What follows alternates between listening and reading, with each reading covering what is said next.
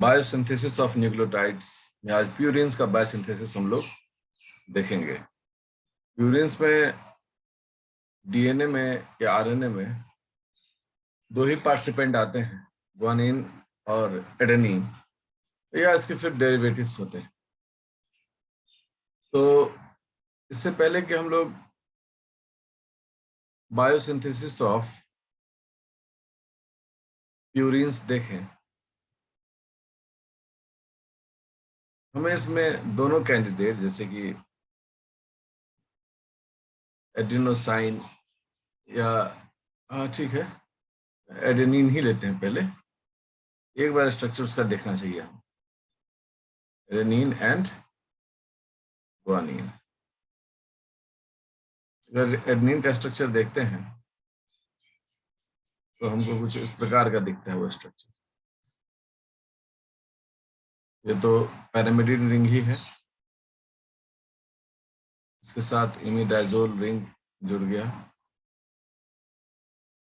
ठीक उसी प्रकार से ग्वानिन में भी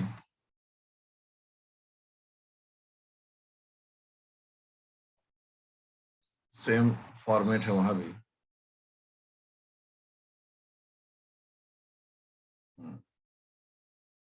और ये एन और ये एन,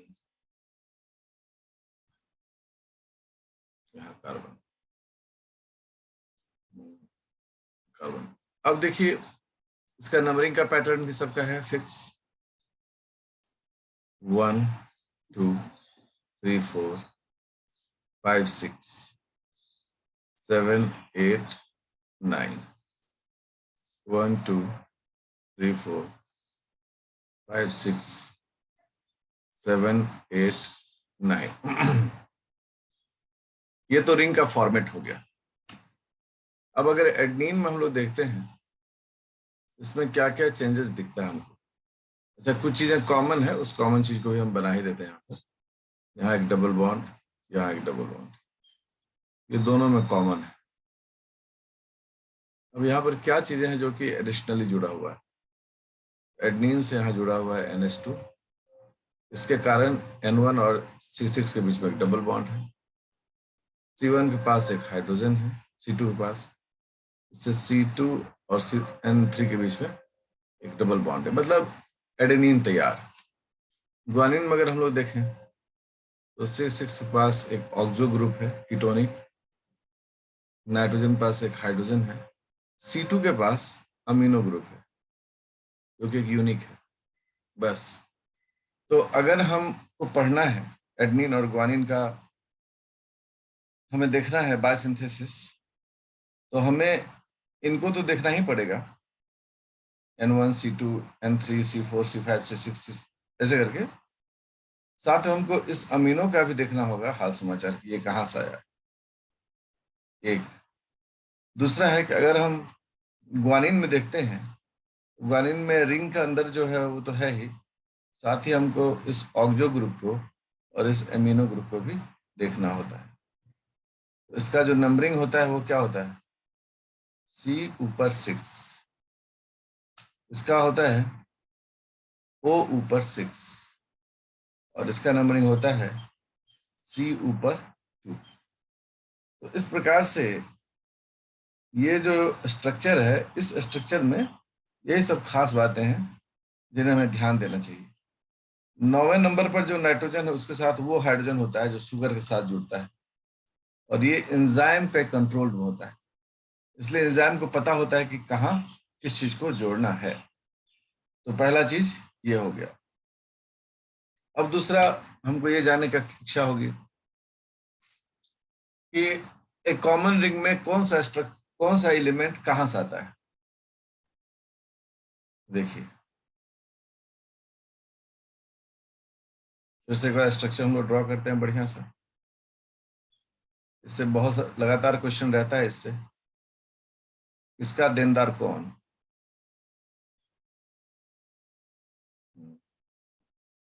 ये हो गया, नंबरिंग भी कर दें, N1 C2 N3 C4 C5 C6 N7 C8 N9, इस प्रकार से इसका नंबरिंग होगी। अब अगर हमें कोई पूछे कि भाई इनमें किसको कौन बनाता है, तो एक सिस्टमैटिक तरीके से हमें शुरू होना चाहिए नाइट्रोजन 1 से। N1 जो है, N1 को डोनेट करता है एस्पार्टेट। एस्पार्टेट जो है वो अपना अमीनो डोनेट करता है N1 को।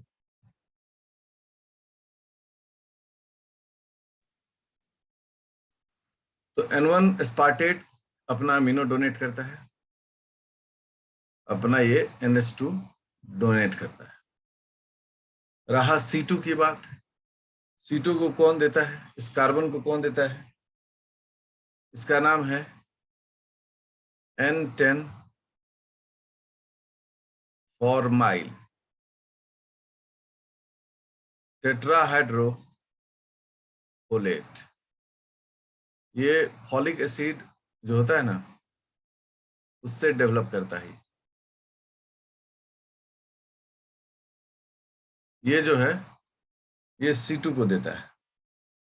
अब आता है N3, N3 को देता है ग्लूटामाइन। ग्लूटामाइन जो है यह ना सिर्फ N3 को अमीनो डोनेट करता है, बल्कि जब जरूरत पड़ता है तो N7 को भी ये डोनेट करता है। तो लोकेशन वाइज देख रहे हैं आप कि किसको कौन डोनेट कर रहा है। अब देखिए N7C5C4, इन तीनों को डोनेट करता है ग्लाइसिन।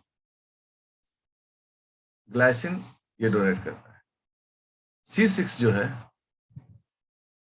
वह कार्बन डाइऑक्साइड द्वारा इस कार्बन को डोनेट किया जाता है। अब बचा C8, C8 में होता है N5 N10 methyl ethyl टेट्राहाइड्रोजन folate. ये जो है ये डोनेट करता है इस C8 को। तो ये जो है ओवरऑल आपका एक लेन देन हिसाब किताब जो है वो है। अब देखें कि जो 4 नाइट्रोजन है उसमें से एक नाइट्रोजन एस्पार्टेट, 2 नाइट्रोजन ग्लूटामाइन और 1 नाइट्रोजन जो है वो ग्लाइसिन डोनेट करता है। तीनों ही अमाइनो एसिड होते हैं।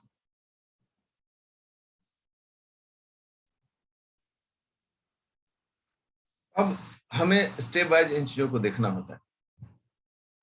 जो सबसे फर्स्ट स्टेप होता है, स्टेप 1, वो होता है फॉर्मेशन ऑफ राइबोसाइल 5-फॉस्फेट। मतलब राइबोस के साथ एक फॉस्फेट को जोड़ना, ये कहलाता है फॉर्मेशन ऑफ राइबोसाइल 5-फॉस्फेट। अब इस प्रक्रिया में अगर हम एंटर करें तो एक हम लेते हैं राइबोस 5-फॉस्फेट। देखिए पहले राइबोसाइल 5-फॉस्फेट।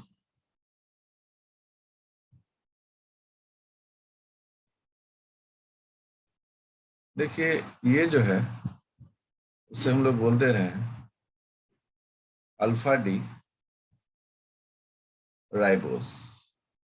स्ट्रक्चर का अभ्यास सब लोग मेरे साथ करते रहेंगे, एक एक चीज पर पूरी तरह से ध्यान रखेंगे, कहीं कुछ मिस्टेक नहीं। ये रिंग का पहला कार्बन है 1 डैश, 2 डैश, 3 डैश, 4 डैश और 5 डैश। ये हमारा हो गया राइबोस। अब क्या होता है कि जैसे ग्लूकोज से ग्लूकोज 6 फॉस्फेट बनता है, ठीक उसी प्रकार से एटीपी अपना एक फॉस्फेट इसको डोनेट करता है, ये होता है राइबोस। जो एंजाइम का नाम है वो एंजाइम का नाम होता है राइबोस काइनेज। ठीक है, अब इसका नतीजा ये होता है कि एक फॉस्फेट पांचवें कार्बन पर, जिस कार्बन पर जुड़ने वाला है उसको हम ऐसे हाईलाइट कर देते, इस कार्बन पर जाके जुड़ता है। जो इस पर जुड़ेगा देखिए कैसे बनेगा।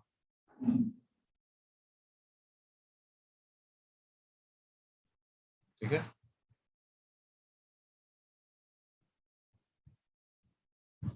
CH2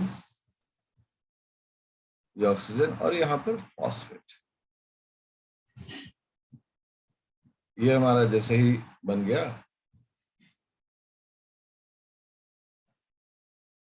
ये कहलाया राइबोसाइल 5 फॉस्फेट, क्योंकि पांचवें पोजीशन पर क्या है 5 dash phosphate.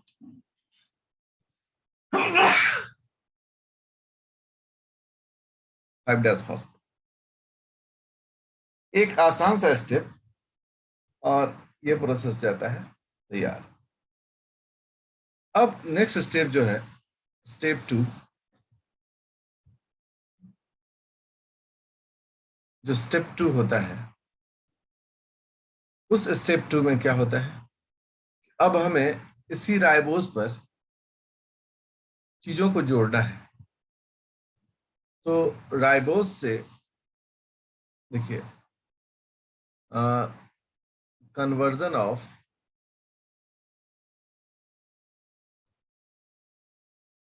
Alpha D ribosyl 5 dash phosphate to beta D ribosyl pyrophosphate. Pyrophosphate का मतलब होता है एक ही जगह पर दो फॉस्फेट का जुड़ना। हम लोग साइंटिफिक लैंग्वेज में पढ़ते हैं, एक्चुअली केमिस्ट्री को देखो कैसे दिखाता है। अब चूंकि हम लोग तो देख चुके हैं स्ट्रक्चर, राइबोज 5 फॉस्फेट कैसा होता है, आप लोग मेरे साथ स्ट्रक्चर बना रहे होंगे।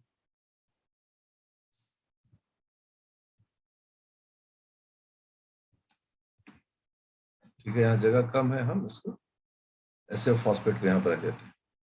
ये 5 डैश है, 4 डैश है, 3 डैश, 2 डैश, 1 डैश। अब देखिए HOH HOH HOH, ये हमारा है alpha D ribosyl 5 dash phosphate. Alpha इसलिए कहते हैं क्योंकि OH क्या है नीचे है, ये अल्फा पोजीशन है, ये अल्फा पोजीशन है, और ये OH ऊपर चला जाएगा तो बीटा पोजीशन कहलाएगा। अब क्या होता है यहाँ पर कि फिर से एक एटीपी में 3 फॉस्फेट है, तो 2 फॉस्फेट जो है वो खर्च होता है, तो बचेगा AMP एडेनोसाइन मोनोफॉस्फेट, एक फॉस्फेट। और इसके कारण क्या होता है, अभी जो है पहला C1 पर जो OH है ये टारगेट है, देखिए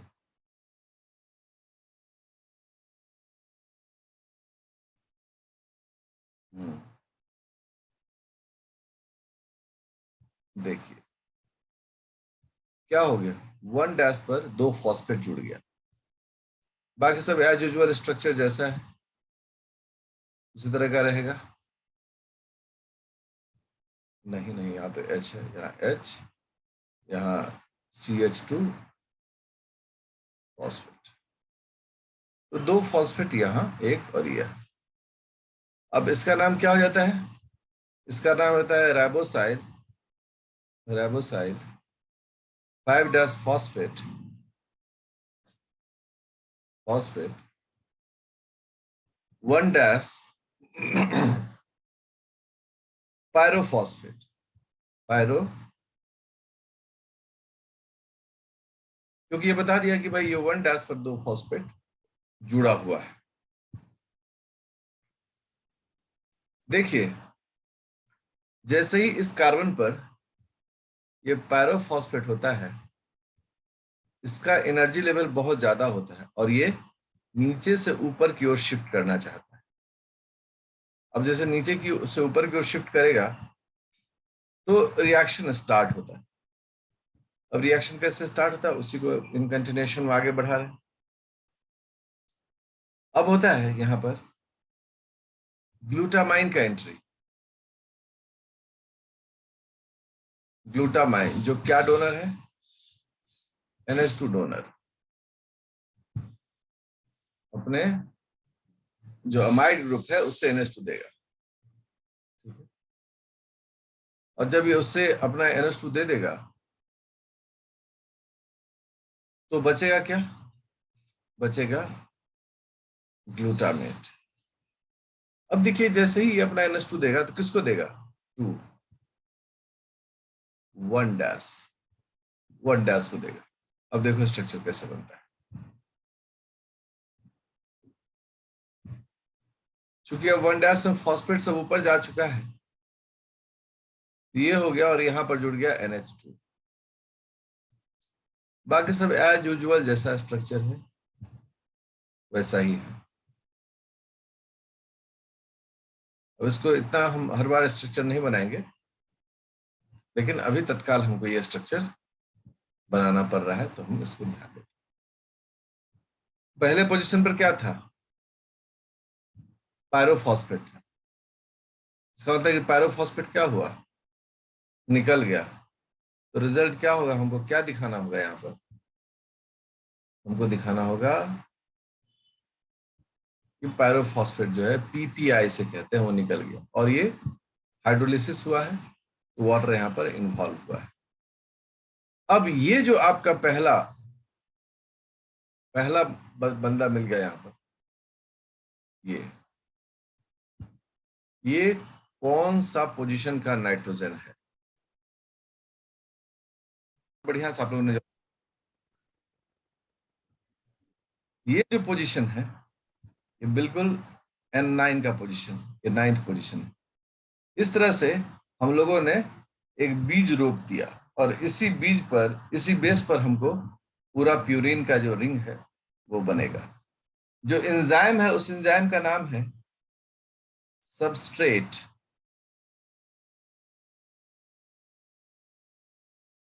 अच्छा, सबस्ट्रेट सिंथेसिस नहीं होगा क्योंकि इसमें अमीनो ग्रुप का ट्रांसफर हो रहा है ना, इसका नाम होगा सबस्ट्रेट अमीनो ट्रांसफरेज। आप देखते होंगे कि नाम एंजाइम का बहुत आसान होता है।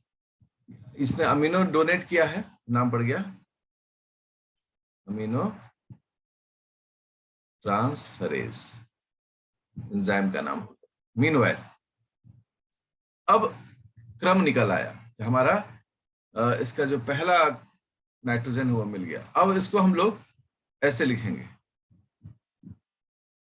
राइबोसाइल 5' फॉस्फेट, ठीक है, और यहां से ऐसे नाइट्रोजन NH2 ऐसे करके अब इसको लिखेंगे, ऐसे लिखेंगे, ठीक है।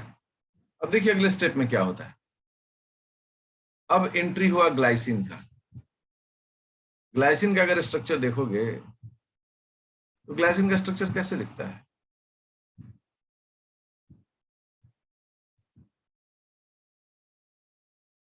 NH2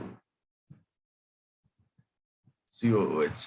वैसे ये स्ट्रक्चर कभी संभव नहीं है कि दोनों स्ट्रॉन्ग एसिड स्ट्रॉन्ग बेस हो, लेकिन अभी समझने के लिए, it is just to understand. अब देखिए वो उस जगह जुड़ने वाला है, कैसे जुड़ेगा। ये हो गया NH2,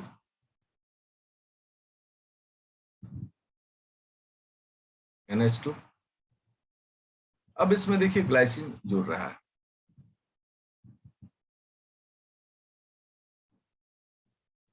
ठीक है।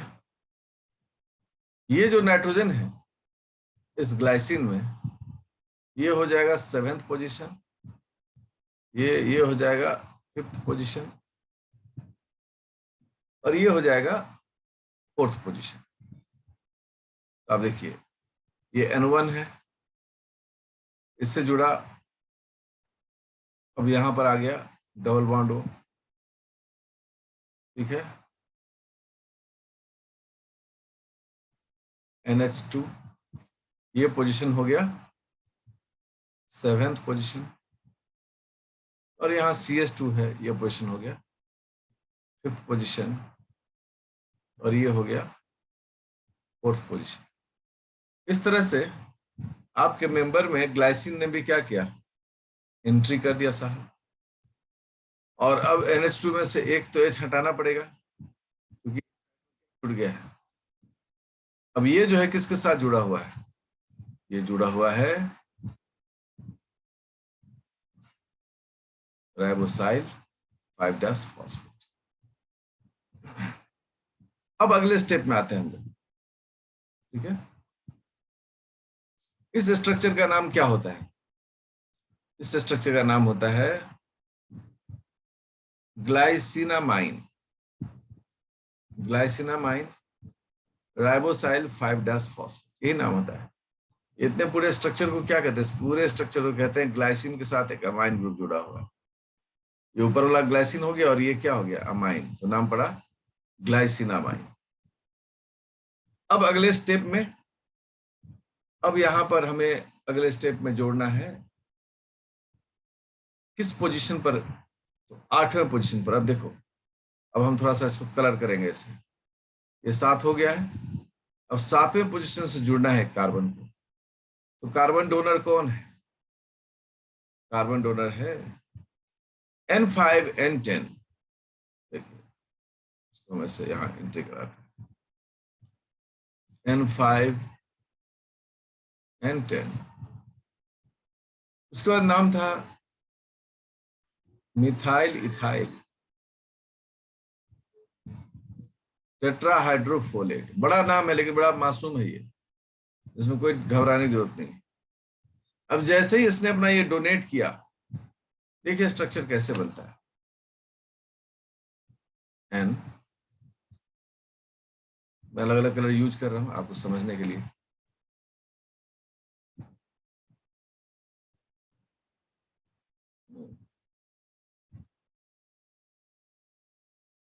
और यहां पर आ गया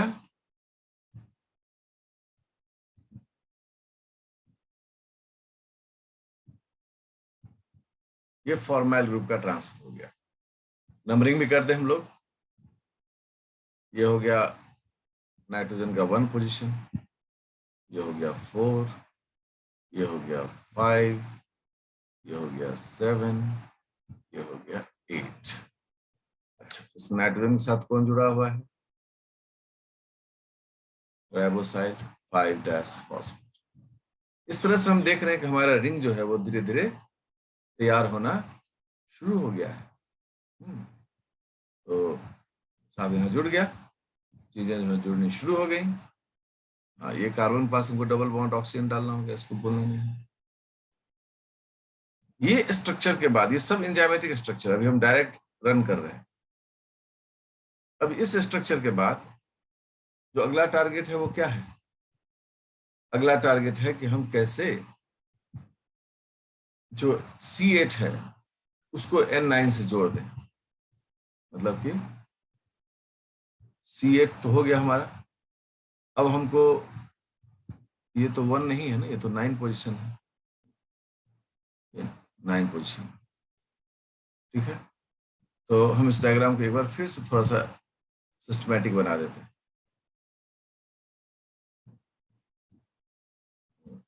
देखिए ये तो N9 है, N9 उससे जुड़ा हुआ है और N9 से जुड़ा हुआ है। ऐसे बनाएंगे तो ज्यादा आसानी से हम चीजों को समझ सकते हैं, ठीक है। और यहां पर जुड़ गया, हाँ, अब ये रिंग का स्ट्रक्चर ठीक जा रहा है। ये N9 पोजीशन है। अब किसके बीच में रिएक्शन होना है, अब रिएक्शन होना है इन दोनों के बीच में, ठीक है। कुछ ज्यादा ही ये बेढप डायग्राम बन गया, मैं थोड़ा इसको सिंप्लीफाई करता हूँ। अब जो है रिएक्शन होगा C8 और N9 के बीच में, और इसमें क्या होगा कि दोनों आपस में जुड़ जाएंगे। नंबरिंग कर दें, N9 C4 C5 N7 C8। अब इन दोनों को जब जोड़ेंगे तो क्या रिजल्ट होगा? रिजल्ट हो गया हमारा एक जो रिंग है वो रिंग तैयार हो गया।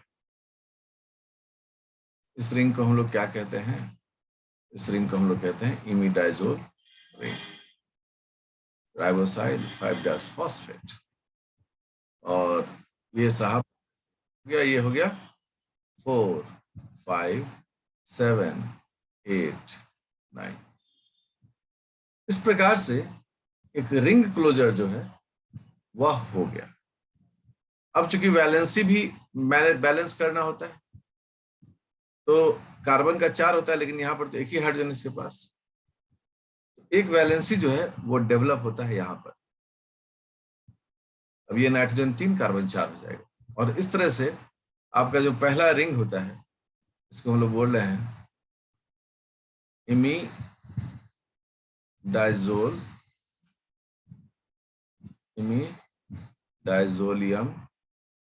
राइबोसाइल 5' फॉस्फेट। तो आप देखें कि एक स्ट्रक्चर जो है वो हमारा तैयार होते जा रहा है। अब इस स्ट्रक्चर को बनने में हमको एक स्टेप थोड़ा सा और पहले देखना चाहिए।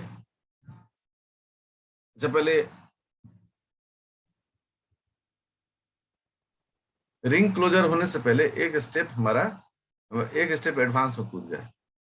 रिंग क्लोजर होने से पहले ये जो है ऑक्सीजन, ये टारगेट होता है, और जब ये ऑक्सीजन पर रिएक्शन हो जाता है तब रिंग क्लोजर होता है।